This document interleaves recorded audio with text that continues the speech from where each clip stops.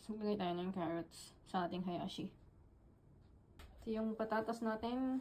Maglagay tayo ng 2 pirasong patatas. Sibuyas. Walang bawang. Ito na lang yung gamitin natin. Ito yung ano natin na last time. At meron pa yung sa bibili ni Lakay kahapon. Ayan. Ito pala yung meat na gagamitin natin for hayashi. Hayashi natin. Start na tayong luto. Tingnan natin yung sibuyas. Tingnan natin yung karne.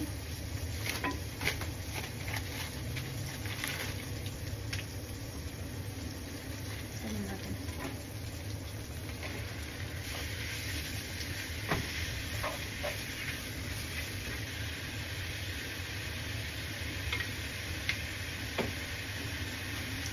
Sinagyan natin ng ano.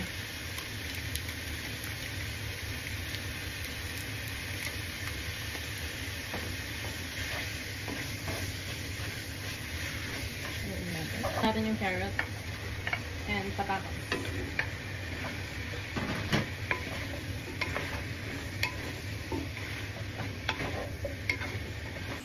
Kaya lang muna natin sa mag-isa. Ang konti pa. Tayo ng tubig.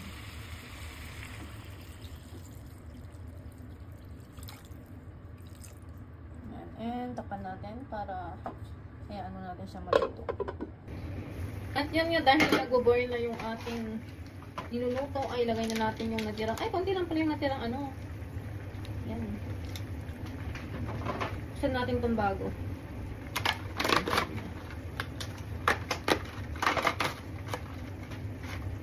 Ganyan siya.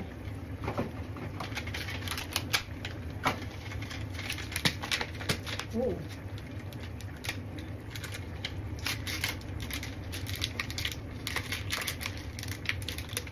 Lagyan tayo ng ano.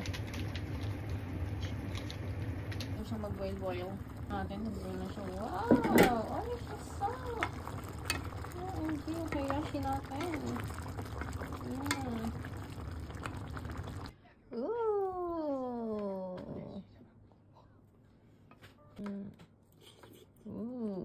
Tikman natin yung ano, yung hayashi natin. Itadakimasu.